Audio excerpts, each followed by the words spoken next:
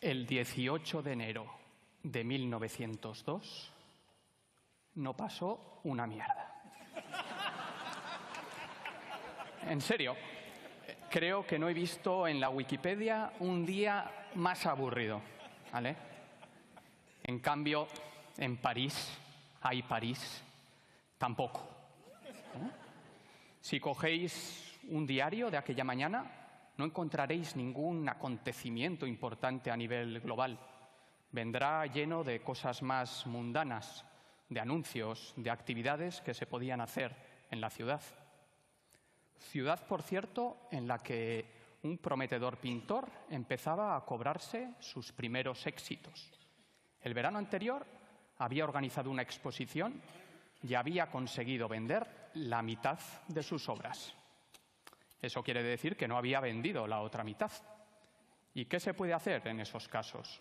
Bueno, pues se solía recurrir a la segunda de las 3 R's, rehusar.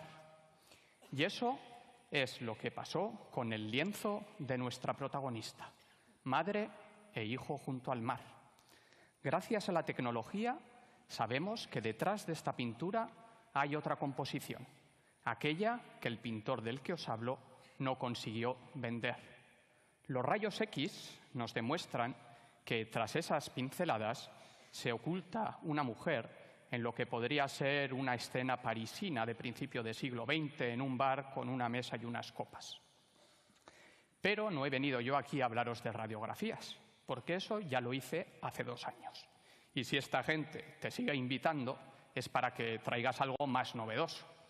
Así que no os voy a hablar de algo que se esconde tras las pinceladas. Os voy a hablar de algo que se oculta delante de nuestras propias narices, en la propia capa de pintura. Y para eso me tengo que poner un poco en rollo docente y hablaros del espectro electromagnético, ese con el que esta mañana Joaquín y Carmen nos han hecho una hermosa obra de arte. El espectro electromagnético, nosotros que nos creemos la cima de la evolución, solo somos capaces de ver una pequeñísima franja, eso que conocemos como luz visible, ese arco iris. Pero el espectro electromagnético va mucho más allá de eso. Normalmente, los colores de los objetos suceden por la interacción de ese espectro visible con las moléculas que forman el objeto. El ejemplo habitual que solemos poner es el del verde de las plantas. Esas hojas son verdes porque tienen clorofilas que absorben principalmente en el azul y en el rojo y reflejan mayormente en el verde. Pero, señoras y señores, hay vida más allá del espectro visible. La materia también interacciona con la luz infrarroja. Y para demostraros eso, hice un experimento el otro día en la universidad y puse ese lema sobre una cartulina, utilizando 2 tintas diferentes. Lo que tenéis ahí sería la fotografía normal. La hice con el móvil, utilizando una luz normal. Pero si, en cambio, utilizamos unos focos que emitan en el infrarrojo y utilizamos un detector específico que mida en un rango del infrarrojo, lo que obtenemos es esto. Eso se debe a que la E y la T las pinté con una acuarela que no absorben la luz infrarroja. Por lo tanto, la luz llega, rebota en la cartulina y vuelve al detector. En cambio, el resto de las letras las pinté con tinta china, que absorbe la luz infrarroja. Se absorbe ahí, por lo tanto, no rebota y no llega al detector. También podéis ver ahí abajo unas stripes, ¿no?, que me lo he currado un mogollón. Bueno, veis que tienen colores azules, colores rojos. Lo que os quiero enseñar ahí es que cosas que en el visible parecen muy similares, esos diferentes azules, en el infrarrojo se pueden comportar de manera muy diferente.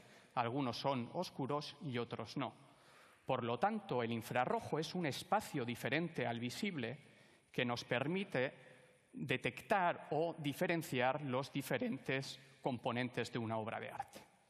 Eso es lo que hicieron con la obra que ya os he presentado, solo que en vez de utilizar un detector que mide en un rango del infrarrojo y ya está, utilizaron lo que se llama imagen hiperespectral, que suena mucho más chulo. Lo que hace es que podemos elegir las frecuencias o las longitudes de onda específicas que queremos estudiar, de manera que en vez de medir todo junto y tener solo esa información, nos permite jugar con la imagen y seleccionar las frecuencias que mejor nos permitirán diferenciar los componentes. Como digo, eso es lo que hicieron con madre e hijo junto al mar. Y lograron esto. Esto se llama imagen en falso color. Como veis, aquí sí que hay un poquito de color. En la imagen que os he enseñado antes del infrarrojo no lo había. Eso se debe a que podemos cambiar un poco las imágenes para que para nosotros sean más fáciles de distinguir. Sé que es un poco difícil de ver desde ahí, pero sobre el rostro de la mujer parece que hay un texto escrito de arriba abajo. Así que parece lógico girar la imagen. Si la giramos y nos acercamos más, veremos un texto escrito con lo que parece un jeroglífico, un alfabeto que no es el nuestro. Pero quien realizó esta investigación se dio cuenta de que sí era nuestro alfabeto, solo que como si estuviese mirado en un espejo. Para enseñaros este concepto, porque aquí lo que pasó es que los investigadores se dieron cuenta de que algo debía de haber estado en contacto con la pintura y se había transferido, algo que con la luz visible no podemos ver, pero sí que podemos ver con la luz infrarroja. Y para enseñaros eso, he contratado a un cámara, Gonzalo, que lo tengo por ahí, ¿vale? Y he hecho un pequeño experimento, de manera que se vea esa idea, ¿vale? Ahí veis el cartel que os he enseñado antes y cómo la imagen se queda de forma especular. Si queremos leer lo que hay ahí, tenemos que volver a modificar la imagen. Y tendríamos que hacer esto. Sé que es difícil de ver, pero esto ha pasado una revisión por pares, así que os lo tenéis que creer, ¿vale? Aquí se puede empezar a ver ciertas cosas. Por ejemplo, allí está la palabra automóvil, hay un texto, hay una línea, y ahí arriba hay un número que parece un 80.000. Lo más magnífico de esta investigación es que fueron capaces de encontrar el origen de ese texto. El origen de ese texto es esto. Ahí podéis ver un anuncio del Salón del Automóvil en París, y las cosas coinciden perfectamente. Esto es una labor de documentación encomiable. Lo que tenéis ahí, ya lo habréis deducido, es un periódico. Es el periódico Le Journal. ¿Y qué podemos saber con cualquier periódico? La fecha en la que se publicó, el 18 de enero de 1902. ¿Qué podemos saber gracias a esto? ¿Qué podemos deducir? Que el pintor pintó el óleo y que cuando todavía estaba húmedo puso la tercera página de este periódico, posiblemente porque estaba preparando una mudanza o estaba moviendo las obras de sitio, y para que no se pegasen entre ellas, puso este periódico. ¿Qué quiere decir eso? Que esa mudanza no se pudo efectuar antes de la fecha que tenéis ahí. ¿Y eso es importante? Bueno, es importante porque este pintor se convertiría en el artista más influyente del siglo XX. Y esto lo podemos saber gracias a un simple papel de periódico que se quedó ahí pegado para separar dos obras, gracias a la documentación histórica y gracias, por supuesto, a la ciencia. Como todavía me queda un poquito de tiempo, quería deciros que al estudiar sobre este artista, que con su colosal figura pues también ensombreció a muchas otras figuras, he leído bastantes cosas que me han dado un poco de rabia. Y ya hemos visto que este escenario también sirve para reivindicar cosas.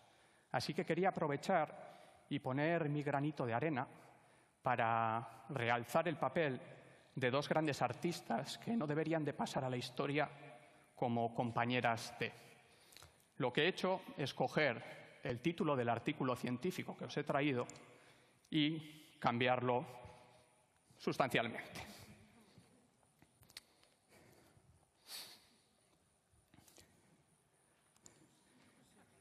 El artículo en cuestión es ese, y de ahí he tomado todas las imágenes y todo lo que os he enseñado hoy. Eskerrik asko.